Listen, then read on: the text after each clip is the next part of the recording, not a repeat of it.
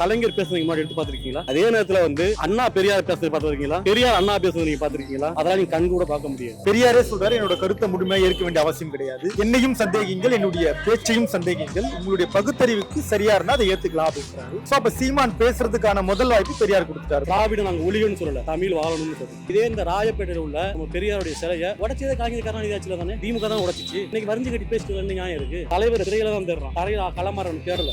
பெரியாரால் வாழ்க்கையை பெற்றார் சீமான், அந்த வாழ்க்கையை அனுபவிக்க தெரியல. இப்ப பெரியாரே ஒரு வாழ்க்கை முடிச்சு வச்சிருக்காங்க. அது குறிப்பா 2025 ஸ்டார்டிங் ஜனவரியில தொடங்கினோடனே டெபிட் ஒன்று பெரியாரோட டெபிட் தான். இந்த வருஷம் ஓப்பனிங்கே தலைவருக்கு சாதகமா வந்துச்சு. இந்த வருஷத்தோட சீமானுடைய கதை முடிஞ்சிடும் அப்படின்றத உறுதியா நம்பலாம். வந்துட்டு ரீசெண்டா பாலிடிக்ஸ் வைஸ் எல்லாரும் நிறைய விமர்சனங்கள் வச்சிட்டு இருக்காங்க. அதுல சீமான் அவர்கள் வந்துட்டு தொடர்ந்து பெரியார் அவர்கள் மேல விமர்சனம் வச்சுட்டே இருக்காரு. அத பத்தி உங்களுக்கு தெரியும் அப்படின்னு நினைக்கிறேன்.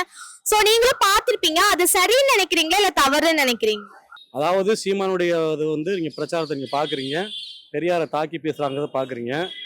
ஆமா, ஆனா வந்து பெரியார் வந்து ஒளிகன்னு சொல்லல, பிரபாகரன் வாழ்கன்னு தான் அவர் சொல்றாரு. பெரியாரை ஏன் இங்க தாக்கி பேச வேண்டிய சூழ்நிலை இங்க வருது அப்படின்னு கேட்டீங்கன்னா வந்து எல்லாமே பெரியார் தான், பெரியார் தான் ஒரு பிம்பம், பெரியார் மட்டும்தான் எல்லாத்தையும் செஞ்சுட்டாரு. இதை ஒரு பிம்பமா வச்சு இந்த ரெண்டு திராவிடங்களும் நம்மளை ஆண்டுகிட்டு இருக்காங்க. கனிம வளத்திலிருந்து, மலை வளத்திலிருந்து, மண் வளத்திலிருந்து கொள்ளையடிக்கிறதுக்கு பெரியார் இதையே ஒரு பிம்பமா பயன்படுத்திக்கிட்டாங்க. பெரியாரோட ஆட்சி, இது பெரியார் மண்ணு, இது திராவிட கழகம் அப்படின்னு ஒண்ணு உருவாக்கிட்டாங்க. புரியுதுங்களா? அதாவது வந்து பெரியாரை வந்து சீமான் பேசுனது இல்லை, கலைஞர் பேசுறதுக்கு முன்னாடி எடுத்து பார்த்துருக்கீங்களா? அதே நேரத்துல வந்து அண்ணா பெரியார் பேசுறது பார்த்துருக்கீங்களா? பெரியார் அண்ணா பேசுறது நீங்க பார்த்துருக்கீங்களா? அதெல்லாம் நீங்க கண் கூட பார்க்க முடியாது. அதே மாதிரி ஹெச் ராஜா பேசாத பேச்சு கிடையாது பெரியார. புரியுதுங்களா? அதே மாதிரி டாக்டர் கிருஷ்ணசாமி பேசாத பேச்சு கிடையாது. புரியுதுங்களா? அவங்களுக்கெல்லாம் இந்த ஆர்ப்பாட்டம் இல்லாதது, இந்த கைது இல்லாதது, இந்த விமர்சனம் இல்லாதது ஏன் சீமான் மேல வருங்கிறது ஒரு கேள்வியா இருக்கு. ஏன்னு கேட்டா அவர் ஒருத்தர் மட்டும்தான் தமிழ் தேசியத்தை முன்னெடுத்து கொண்டு வந்துட்டு இருக்காரு. புரியுதுங்களா? பாக்கி யாருமே அப்படியே தமிழ் தேசியத்தை முன்னெடுக்கிறவன் 2 சீட்டுக்கு 3 சீட்டுக்கு அவனுக்கு காலில் போய் கும்பிட்டு விழுந்துடுறான். இவர் அதை செய்யாம இருக்காரு. புரியுங்களா? இது முதல் பிரச்சனை. ரெண்டாவது, நல்லா நீங்க யோசிச்சு பாருங்க, இவ்வளவு திராவிடம், இவ்வளவு பெரியாரு, இவ்வளவு கொள்கை, இவ்வளவு கட்டமைப்பு வச்சிருக்க இந்த அரசு ரெண்டுமே ஓட்டுக்கு பணம் கொடுக்காம வெல்ல முடியுமா? கூட்டணி இல்லாம ஒரு தேர்தல் நிக்கிறதுக்கு தகுதி இருக்கா? நின்று வெல்ல முடியுமா? அப்படிங்கிறது நீங்க யோசிக்கணும். நாங்க பெரியார ஒளிகன்னு சொல்லல, பிரபாகரன் வாழ்கன்னு சொல்றாங்க. திராவிடம் நாங்க ஒளிகன்னு சொல்லல, தமிழ் வாழணும்னு சொல்றோம். புரியுதுங்களா? நீங்க எதுக்காண்டி இதை நீங்க கட்டமைச்சு இப்படி கொண்டு போறீங்க அப்படின்னா, நீங்க முதல்ல டாக்டர் கிருஷ்ணசாமி கைது பண்ணுங்க, ஹெச் ராஜாவை கைது பண்ணுங்க. புரியுங்களா? நினைவுக்கு நல்லா ஆண்டு நினைவு தெரியல. இதே இந்த ராயப்பேட்டையில உள்ள நம்ம பெரியாருடைய சிலையை உடைச்சதே கலைஞர் கருணாநிதி ஆட்சியில தானே. திமுக தான் உடைச்சிச்சு. இன்னைக்கு வரிஞ்சு கட்டி பேசிட்டு வந்து நியாயம் இருக்கு. நல்லா யோசிக்கணும். நாங்க வந்து பெரியாரை வந்து நாங்க தவறுன்னு சொல்ல வரல. அதாவது உங்களுக்கு வேலு நாச்சியாரை போய் கேட்டா யாருன்னு கேட்குறாங்க. ரொம்ப பேருக்கு தெரியுமா? சுந்தரலிங்கம் தெரியுமா? சின்னமருது பெரியமருது தெரியுமா? ஐயா முத்துராமலிங்க தேவர் தெரியுமா? இவங்களையெல்லாம் வந்து இன்னைக்கு பிம்பமா வெளிப்படைய கொண்டு வந்த ஒரே ஆளு சீமான் மட்டும்தான். அது வரைக்கும் யாருக்குமே தெரியாது. நான் அந்த ஊர் சைடு பிறந்தவங்க, அவங்க எனக்கு தெரியும். இங்க வந்து நான் வேலு நாச்சியாரெல்லாம் கேட்கும் பொழுது அதெல்லாம் ஊர் சைடு உள்ளதுப்பா அப்படின்ட்டாங்க. ஆனால் ஜான்சிராணியை விட பெரிய ஒரு வீரமுங்க வேலு நாச்சியார் தான். புரியுதுங்களா?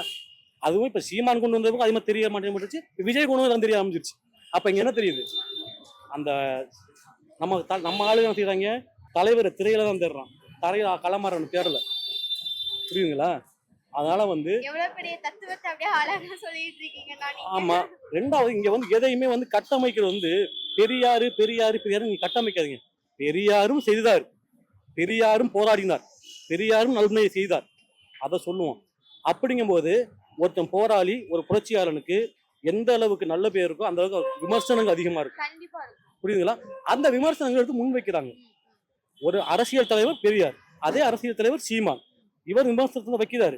அவர் உயிரோடு இல்லையா? நீ விமர்சனத்தை வை, கருத்து ரீதியா மோது, மேடை போடு, விவாதம் பண்ணும், வட்டமேசை மேடை போ, நேரடி பேச்சுக்கு போ, பேசுவோம். அதனால ஒருத்தன் வீட்டை போய் முற்றுகையிடுறது, கல்லை விட்டு அடிக்கிறது, காருக்கு பின்னாடி உடைக்கிறது, இதெல்லாம் வந்து இப்போ வந்து பேசுனது சீமா. கயல்விலையும் அவங்களுடைய குழந்தைங்களுக்கு சம்மந்தம் இல்லை.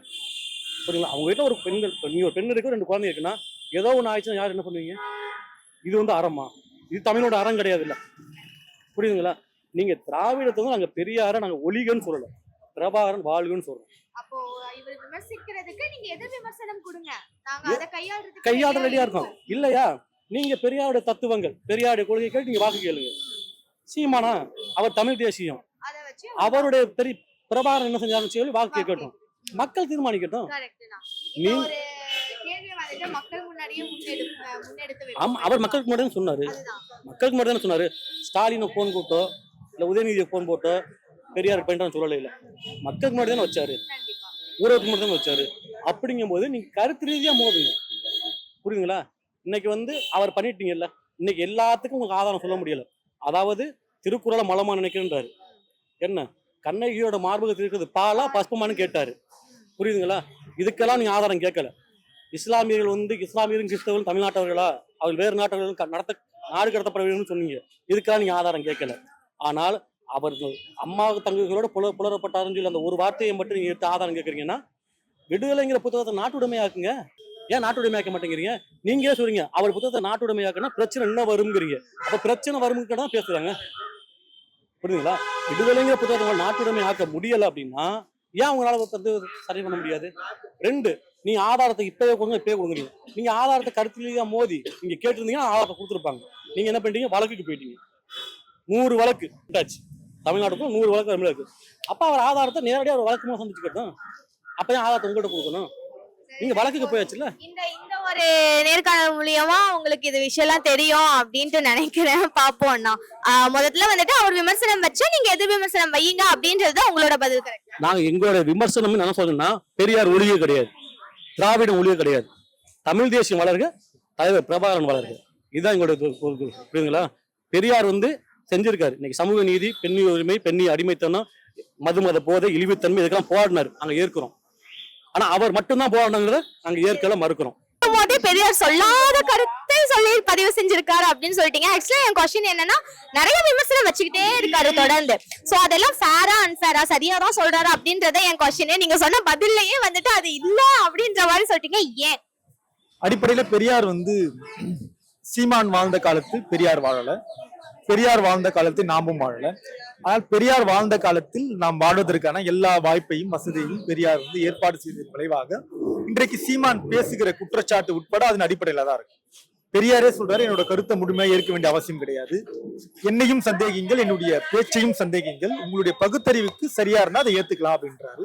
சோ அப்ப சீமான் பேசுறதுக்கான முதல் வாய்ப்பு பெரியார் கொடுத்துட்டாரு. பாயிண்ட் 1. 2வது, பேசலாம்னு சொன்னதுக்காக நம்ம என்ன பேசணும்னா, நான் ஒரு கருத்தை பதிவு பண்ணா அந்த கருத்தை நீங்க மேற்கோள் காட்டி இந்த கருத்துல இது தவறா இருக்கு அப்படின்னு சொல்லலாம். இது வந்து பாயிண்ட் நம்பர் 2. 3வது, பெரியார் சொன்னதாக ஒரு கருத்து சொல்றாங்களே, அந்த கருத்து என்னன்னா, பெரியார் வந்து காம இச்சை வரும் பொழுது மகளோடோ அல்லது தாயோடோ தன்னுடைய காம இச்சையை தீர்த்து கொள்ளலாம் அப்படின்னு பெரியார் சொன்னதாக சீமான் சொல்றாங்க. சரி, நீங்க சொல்றீங்க, அந்த மாதிரியான செய்தி எதுல இருக்கு அப்படின்னு சீமான கேட்கிறப்ப விடுதலையில இருக்கு அப்படின்றாரு. விடுதலையில ஒரு நாள் அவங்க கோடிட்டு காட்டுறாங்க, இந்த நாள் இந்த தேதியில் பெரியார் இதை பேசினார் அப்படின்னு. அப்ப விடுதலையில் இந்த செய்தி இருப்பதாக சொன்ன உடனே நம்ம எல்லாம் ஓடி போய் அந்த செய்தியை தேடி பார்த்தோம். விடுதலையில அப்படி ஒரு செய்தியே இல்லை. அப்ப நம்ம கேக்குறோம், நீங்க எப்படிங்க அதை சொன்னீங்கன்னு கேட்டா, இல்ல நான் படிச்ச புத்தகத்துல இருக்குன்னா. சரி, அப்ப நீங்க படிச்ச புத்தகத்தை சொல்லுங்க அப்படின்னு ஒன்னதான் அண்ணன் மாற்றாரு. இல்ல அந்த புத்தகம் வந்து சீதையின் மைந்தன் பதிச்ச ஒரு புத்தகம் அப்படின்றாரு. அது வேற ஒரு பதிப்பகம் அவங்க எழுதியிருக்காங்க. சரி, அப்ப அந்த பதிப்பகத்துக்கு எப்படி கிடைச்சதுன்னு கேட்டா, அந்த பதிப்பகமும் எங்களுக்கு தெரியல அப்படின்றாங்க. நாங்க வந்து பெரியார் பேசின பேச்சை வச்சு இப்படி எல்லாம் பெரியார் பேசியிருக்கலாம்னு நாங்க நினைக்கிறோம் அப்படின்னாங்களே தவிர, இப்படி பெரியார் பேசியதாக விடுதலையில் எந்த செய்தியும் இல்லைன்றதை அவங்களும் ஒத்துக்கிறாங்க. ஒரு படி மேல சீமான் கிட்ட இந்த கேள்வி கேட்ட உடனே, நீங்க வந்து விடுதலையை வந்து அதாவது விடுதலையுடைய பல பதிப்பு வெளிவராம இருக்கு, நீங்க அதை நாட்டுடைமையாக்குங்க அப்படின்றாரு. அதுதான் ஆதாரம் கேட்கிறாரு. உங்க பேச்சுப்படியே அது நாட்டுடைமை ஆக்கப்படல, அதுதான் ஆதாரம் அப்படின்னா, ஆதாரம் என்கிட்ட இருக்கிறப்ப நீங்க எப்படி ஒரு ஆதாரத்தை நீங்க ஒரு பொய்யை நீ காட்ட முடியும்? என்கிட்ட ஆதாரம் இருக்கு, என்னோட பொட்டியில எவ்வளவு பணம் இருக்குன்னு எனக்கு தான் தெரியும். ஆனா நீங்க பணம் இருக்கிறதா சொல்றீங்கன்னா, அப்ப இது பேர் என்ன? இது பேர் தான் அயோக்கியத்தனம். இல்ல என்ன கொடுமைனா, சீமானுடைய வாழ்க்கை தொடங்கியது பெரியாருடைய மேடைகள்ல. கிட்டத்தட்ட ஒரு 15 ஆண்டுகளுக்கு முன்னால் இந்திய வரலாற்றிலேயே பெரியாரை பேசிதான் மேடைக்கு வராங்க. பிறகு பெரியாரை இருந்து பேசி அழிஞ்சு போறவங்களா இருக்காங்க. அந்த பட்டியலிலும் சீமான் ஒரு நபர். பெரியாரால் வாழ்க்கையை பெற்றார் சீமான், அந்த வாழ்க்கையை அனுபவிக்க தெரியல. இப்ப பெரியாரே ஒரு வாழ்க்கை முடிச்சு வச்சிருக்காரு. அது குறிப்பா 2025 ஸ்டார்டிங் ஜனவரியில தொடங்கினோடனே டெபிட் ஒண்ணு பெரியாரோட டெபிட் தான். சோ இந்த வருஷம் ஓப்பனிங்கே தலைவருக்கு சாதகமா அமைஞ்சிச்சு. இந்த வருஷத்தோட சீமானுடைய கதை முடிஞ்சிடும் அப்படின்றத உறுதியா நம்பலாம். ஓகே, உறுதியா நம்புறீங்க. பாப்போம் என்ன நடக்குது அப்படின்னு 2026 எலெக்ஷனுக்கு அப்புறம் தெரியும். குறைந்தபட்சம் அந்த தேர்தலுக்கு கூட போக முடியாதுன்ற அது இதுல முடிஞ்சிடுச்சு. ஏன்னா பிரபாகரனுடைய அண்ணன் மகன்னா பிரபாகரனுக்கு மகன். சரி, அவரு சொன்னதுக்கு அப்புறமேட்டும் இலங்கை தமிழர்கள் பலரும் வந்துட்டு சீமான் அவர்களுக்கு ஆதரவா தானே பேசிட்டு இருக்காங்க. கண்டிப்பா அப்படிதான் பேசுவாங்க. ஏன்னா ஏமாத்துறதுன்னா அதுதானே ஒரு நாடகம். அண்ணா சொல்வார், பலரை பல காலம் ஏமாற்றலாம், சிலரை சில காலம் ஏமாற்றலாம், எல்லோரையும் எல்லா காலமும் ஏமாற்ற முடியாது. இது அண்ணா சொன்னது எங்களுக்கு, அதான் நடக்குது. பெரியார் பண்றது அவர் காலகட்டத்தில் அப்படியே போய் போச்சு. இப்போ இந்த காலகட்டத்தில் எல்லாம் சீமான் சொல்றதான் கரெக்ட். கரெக்ட் நிச்சயமா. ஏன்னா படிப்படியா மாறுது இல்ல, எல்லாரும் போயிடுது, மாறுது, சட்டமா மாறுது. அதாவது அவரு செய்த இதெல்லாம் எல்லாம் உங்களுக்கு தெரியுமா தெரியாதான், ஏஜிக்கு வந்து அவர் கடவுளே நம்ப மாட்டார். கடவுளே வந்து அதனால இவர் வந்து சீமானு வந்து ஹெல்ப் பண்ணணுன்றாரு எல்லாருக்கும். நல்லதை பண்றது இவரை விட மாட்டேன்றாங்க சீமானா. கட்சி இது. ஏன்னா ஃபுட்பால் கிரவுண்டில் ஃபுட்பால் கோல் போடுறதுனா எல்லாரும் ஃபாலோ பண்ணி தானே போகணும் கோல் போட. அதே ஈக்குவல் தான் இது. யாருன்னு சொல்ல முடியும்? எல்லா ஸ்டூடெண்ட்ஸும் யாருன்னு சொல்ல முடியுமா? கோல் போடுறதா மெயின். அதை கோல் போடுறாரு இவரு, தடுக்கிறாங்க. எல்லாம் தடுத்து இவரும் போயிட்டு இருக்காரு. அப்ப சீமான் அவர்கள் சரியான வழியில தான் போயிட்டு இருக்காரு. ஆனா அவரை போக விட மாட்டாங்க. அதான் நான் என்ன சொல்றேன், அவர் நல்லதை பண்றதுக்கு எனக்கு வைத்தறிச்சலா இருக்குது. அவர் நல்லதை பண்றன்னு நல்லதை பண்ணா எவ்வளவு இடைஞ்சல், எவ்வளவு பிரச்சனை. அவரை கேட்டீங்கன்னா சொல்லுவாரு. சீமான கேட்டு பாருங்க, அவர் எவ்வளவு கஷ்டத்தைப்படுறாருன்னு பின்னணியில இருக்கும். உங்களை பொறுத்த வரைக்கும் அவர் பண்றது சரிதான் நிச்சயமா 100%. அவரை மாதிரி 1000 பேர் வந்தா நாடே எப்படி இருக்கும்? சுதந்திரம் ஆணைய இங்கேயும் சுதந்திரம் இல்லை. நீங்க போலீஸ்காரங்க எம்ஜிஆர் வந்து பிச்சை எடுக்காதீங்க, நீங்க வந்து ஒரு வியாபாரம் செய்யுங்கன்னாரு. இன்னைக்கு சட்டம் திட்டம் என்ன ஆச்சு? போலீஸ்காரங்க எல்லாரும் விரட்டுறாங்க. இந்த காலுக்கு கந்திஷ்டி இது மக்கள் தேடி வர்றாங்க. அவங்க இங்க இவ்வளோ இருக்கிற இடத்துல அவங்கள ஏன் விரட்டணும்? அது தப்பா நான் சொல்றேன். போலீஸ்காரில் உறுதிமொழி சொல்லிட்டு போலீஸ்காரர் உறுதிமொழி அதை மறந்துட்டாங்க. அந்த உறுதிமொழியை இது பண்ணல, எல்லாம் என்னன்னு இதுவாகிது.